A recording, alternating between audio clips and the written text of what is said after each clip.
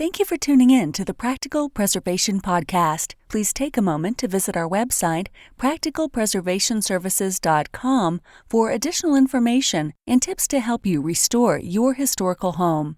If you've not done so, please subscribe to us on iTunes, Stitcher, or SoundCloud, and also like us on Facebook. Welcome to the Practical Preservation Podcast, hosted by Danielle and Jonathan Kepperling. Kepperling Preservation Services is a family-owned business based in Lancaster, Pennsylvania, dedicated to the preservation of our built architectural history for today's use as well as future generations. Our weekly podcast provides you with expert advice specific to the unique needs of renovating a historic home, educating by sharing our From the Trenches preservation knowledge and our guests' expertise, balancing modern needs while maintaining the historical significance, character, and beauty of your period home.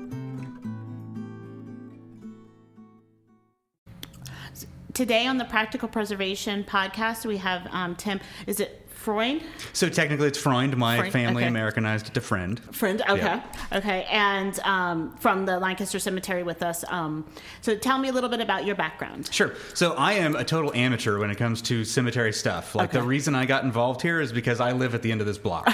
So what's good for the cemetery is good for the neighborhood, right. And what's good for the neighborhood is good for my house. Okay. I often joke that when we moved in here, I got the smell of fresh cut grass without actually having to cut the grass. And now I have ended up in this situation where I'm the one cutting a lot of the grass. Oh, yes. We definitely, it's a team effort. So there's a board of 7 people on the cemetery board. One of those people is actually a second generation board member. Jerry Smoker is our board president. And his father was also board president before he passed. Jerry grew up in this house. This was the full-time caretaker's house, and he lived here up through the mid-'60s or so. Okay. Otherwise, I'm just an interested citizen who happens to live across the street. Okay. I'm also involved with Neighbors United here in the northeast corner of Lancaster City. Mostly just want to see this 22 acres of green space, put to good use. Yeah, that makes sense to me. So that's how you kind of just stumbled into this. Right. So it wasn't like you had a lifelong passion to work with the cemetery. I mean, so when we were shopping for houses, It's that'd be cool to have a house across the street, but no, it was not it's not in my blood or anything. And then in terms of other people involved, so everybody on the board is just an interested Lancastrian that happens to have stumbled into volunteering here. Yeah. We have a couple of conservators that we consult with. They run workshops for us in terms of how to do proper cemetery conservation.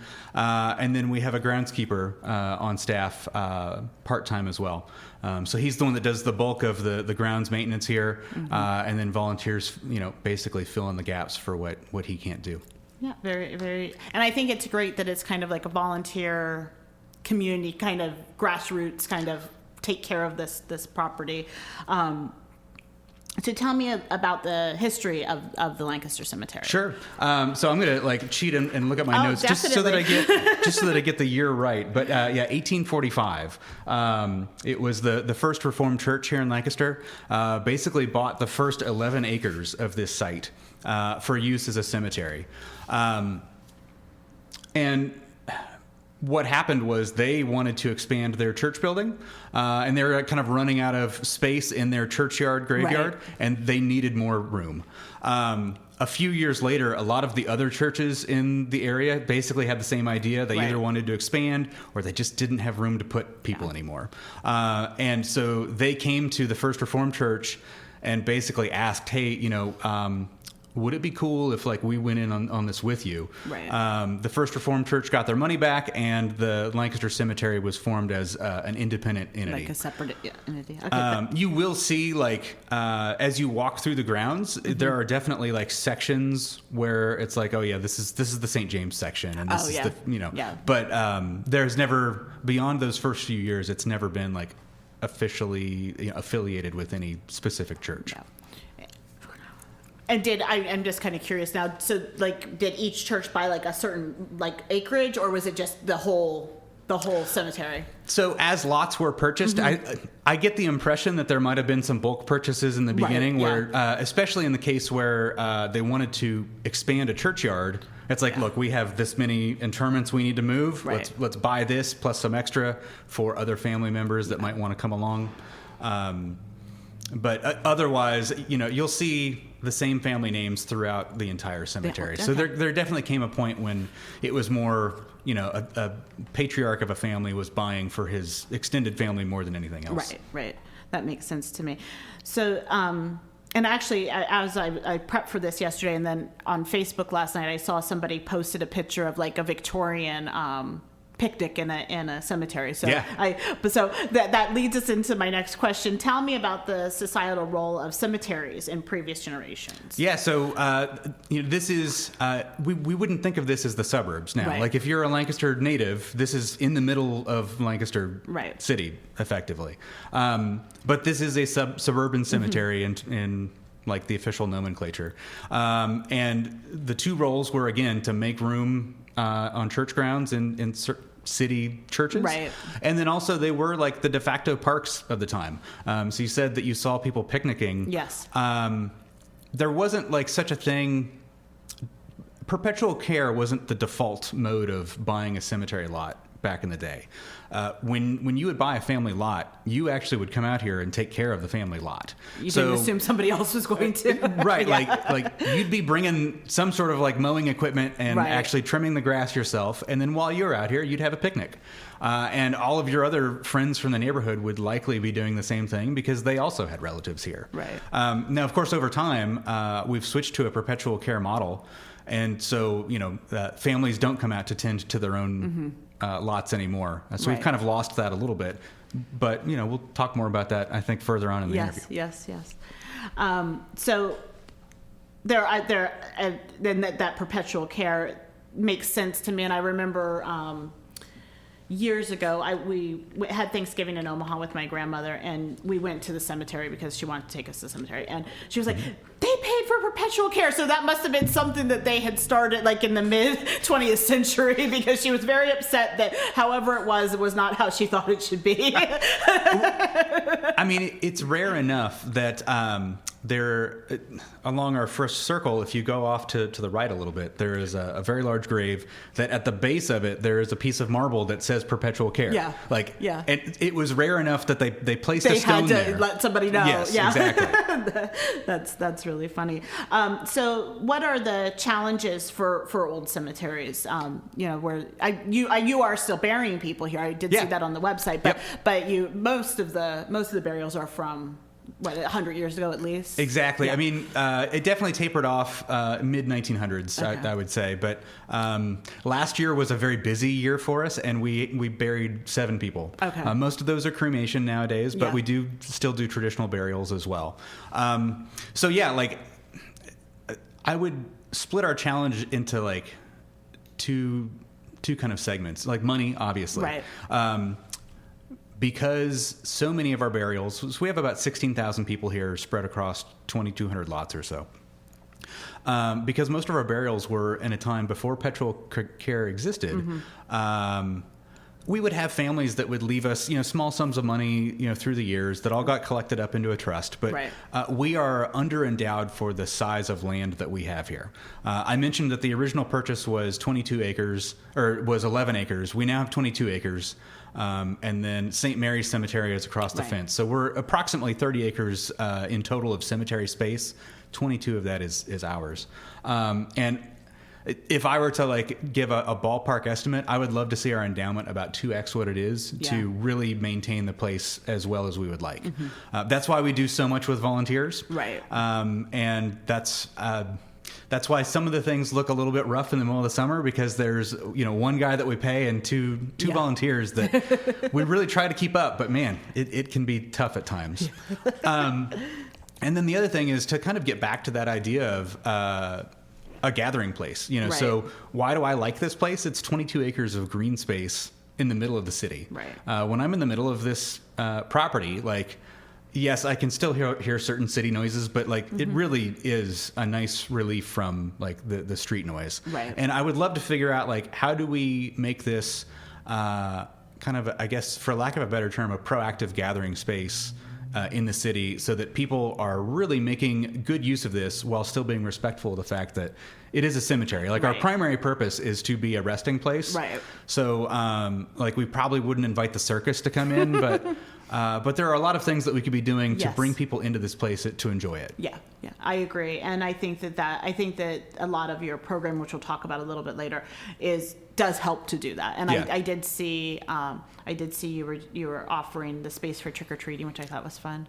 I hope that works out. We've only had one person complain so far, but there's always going to be somebody complaining about something. I think a couple podcasts ago, I said, I think you can make 95% of the people happy, and then I admitted that I made that number up.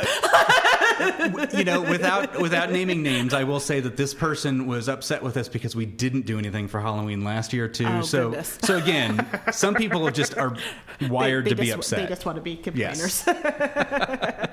So, I saw that last year you did do the Twilight tour, and I think that I took a tour in the cemetery several years ago. We did Victorian tours too. If it was during the daytime, that's probably when you were out here. Yeah. That highlighted some of your permanent residence and the historic symbolism of the Victorian gravestones. Can you talk to me a little bit about that? I know you're not doing that this year, but I think it's an interesting topic. Yeah, the Twilight tour was our biggest successful event in a very long time, and we really wanted to do it this year, but we also wanted to have it feel more like a fall festival this year. Right. And then COVID happened, and we don't want people doing fall festival type activities here. Yeah.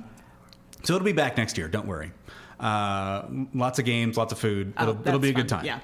But no, you're right. Like, a big part of the Twilight tour was a tour of the grounds. There's a lot of symbolism, like, in Victorian monuments. And we also then showed some people who are kind of famous in this part of the woods as well. For anybody who's like walking through a Victorian cemetery without like getting into specific burials, like just any Victorian cemetery, one of the fun things to look for is pillars that are broken. Not pillars that have fallen down over time, that did break. Yes, look for pillars that are naturally carved to appear broken, because there's usually a story there. That's usually somebody who their life was cut short. Also on women's graves in particular, if you find a rose where the stem is broken, that's another sign that there's some tragedy in that life. Lots of historic religious symbolism as well. Lots of in his spirits and the hand pointing up. And the Victorians really did believe that death is a temporary thing, that is really just sleep. Yeah. You'll see a lot of cradle graves that are designed to look like beds. You'll see carvings of babies that are asleep. Yeah. They really didn't see this as a permanent resting ground. They really were spiritually in a place where I'm just hanging out here for a little bit. Yeah. And it was, I think that we've really removed ourselves from death and funerals and those things just in general in our lives. Like before you had the funeral in your house. Yes. And you had the viewing where people could walk by and see. Yes. And we've worked in houses with coffin doors where the bottom of the window opens. Oh, do you have one? This window right over here. Yes, exactly. Yeah, and we've really removed that from our lives. Other people handle that now. Yeah. And so I think that's a much healthier probably relationship with death, though, to realize that everything is temporary. Yeah, that's and you see it too in just the age ranges of the burials that we have out here. There's one that always I always have pause because it's this 6-sided headstone that a family had purchased, and every side of that headstone has a child's name on it. Yeah. All of them were under the age of 12. We take for granted the fact that it's death is something you do at the end of a very long life. Right. Yeah. But they were much more. It was a regular occurrence, unfortunately. Yeah, they didn't have immunization. They didn't have all the things that we have to take us through childhood. Yeah, is it too political to say anti-vaxxers should maybe check out some Victorian cemeteries? Not for me. Well, and I had when I was in first grade, I had scarlet fever. And, you know, that was something that used to kill people. Yeah. And they gave me a shot of penicillin. I was better in 2 days. Right. Yeah. Right. And even, you know, think about polio. Like some of us, people listening to this have relatives who might still be, you know, survivors of polio. Right. And that used to be a killer. It did. So the Victorians were definitely like, they were very comfortable with death because it was around them. Yeah, all sadly. the time. Yes. So,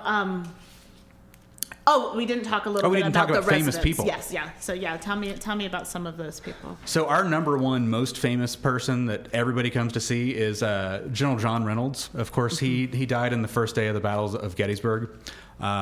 If somebody is coming to Lancaster Cemetery and wants to visit General Reynolds, you'll come in the main entrance gate. You'll see a circle drive. He is on the left side of the circle drive as you're driving in. Very tall obelisk. He's very hard to miss. Okay. And his brother William is right next to him. William was an admiral in the Navy, if I remember right. Behind them, we have a Surgeon General who was also, of course, in the Navy.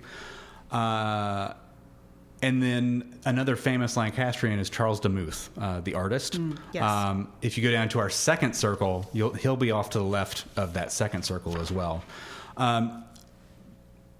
Relevant to both Lancaster Cemetery and also the F&M community, there's a gentleman by the name of George Kenzo Kaneko. He is a Japanese citizen who was at F&M College, was beloved by the college, and passed away while he was here. The country of Japan was so impressed with how Lancaster, you know, treated George that they actually gifted the city 6 ginkgo trees, 3 of which were planted here and 3 of which were planted on F&M's campus. F&M did not appreciate the smelliness of the ginkgo trees, and so they were transplanted here. So all of them are here, and one of them is the champion ginkgo of the state, down at the very edge of the property. So when you see those bright yellow leaves in the fall time, that is basically those are gifts from the country of Japan for how we treated George. Oh, that's really interesting. And then, like, probably our most famous resident, aside from General Reynolds, is Augusta Bittner. So not necessarily for what she did in life, but because she was so beloved by her family that in death they had a statue of her carved.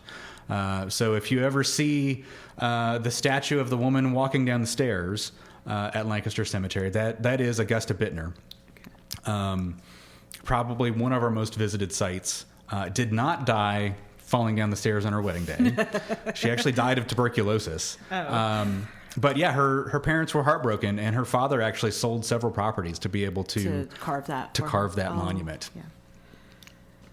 Very, very interesting. And I see a lot of, just flipping through this, and will do you have this available if people come to to do tours? Flipping through this walking tour guide, I see a lot of Lancaster names. Yes. So it is definitely Lancaster Cemetery. Yes. Somebody asked, they're like, oh, is that at the Hartman lot? And it's like, which Hartman lot? Right. Like, there's about 4 of them, you know?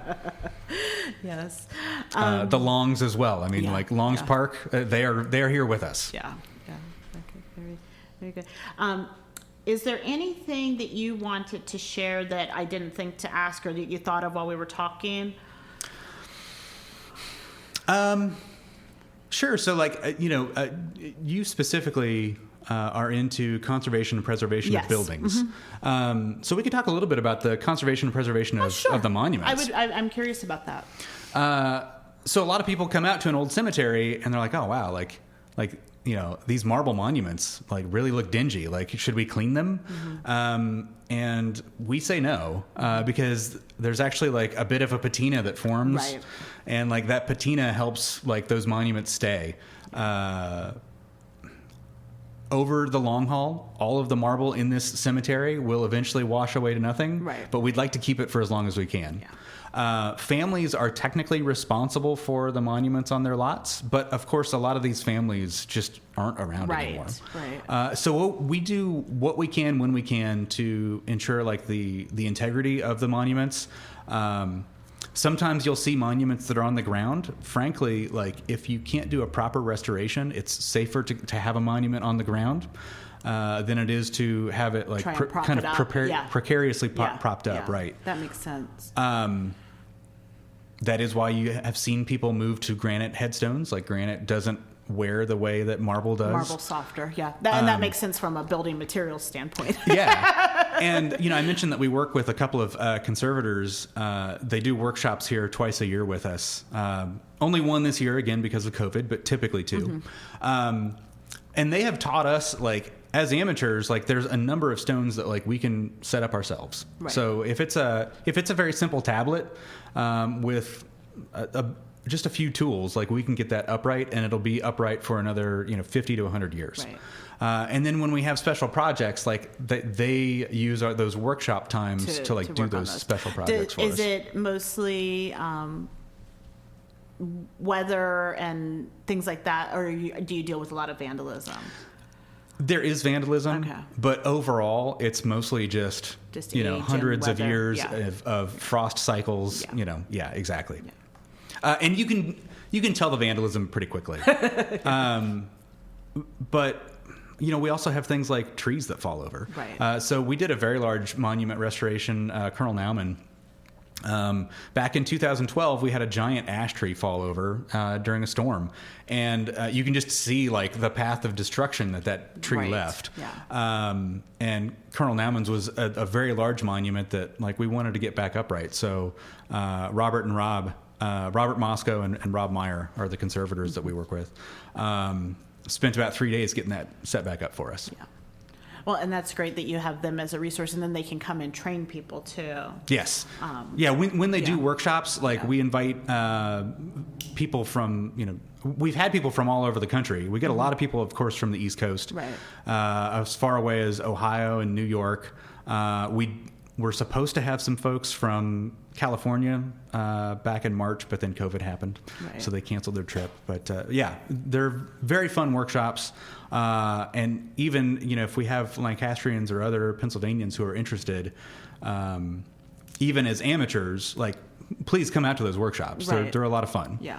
And so do you, like, I guess the caretaker probably regularly, or the groundskeeper regularly, like walks through and just kind of surveys if anything seems out of place. Is that how you kind of monitor and maintain? Exactly. Yeah. I mean, like it's important to do a walkthrough, and of course he's walking through with the mower all the time. Right. But like I walk through with my camera. Mm-hmm. So like I'm a software developer by trade, and part of what I've looked at in terms of this cemetery is. Over the long haul, all of these monuments will eventually like wear away to where they're unreadable. So it's important for me to like catalog the data that's on those headstones so that people can do that research far into the future and digitize it. And so then do you upload it to like a site like the grave site, or what is that? So there's Find a Grave. Yeah, Find a Grave. Yeah. Which like. We have one volunteer that does a ton of work specifically with Find a Grave. Yeah. We're going to get it into our own database as well. That way, like we can kind of like maintain basically perpetual care of that data. The way I'm kind of looking at it is like I'm trying to build a software system that like we can keep our stuff in, but then we can also open it up and have other cemeteries put their stuff in there, so that like.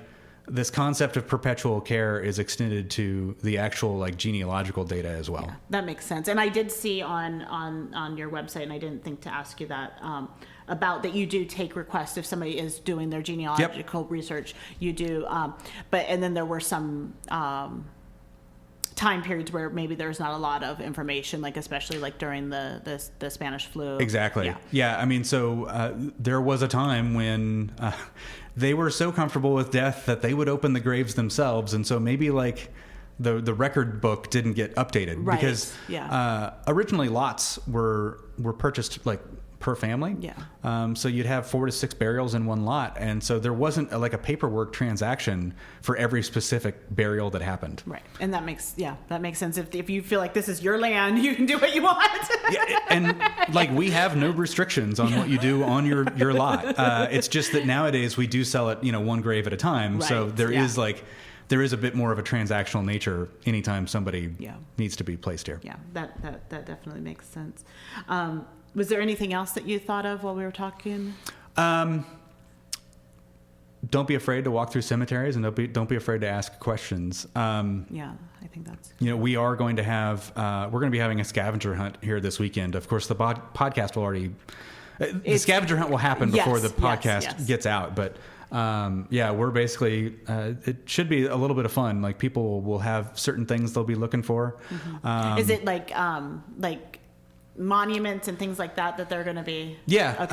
Different types of monuments, people, different ages of people. And it's fall. Like, take a selfie with your favorite fall foliage, and that counts for scavenger hunt points as well.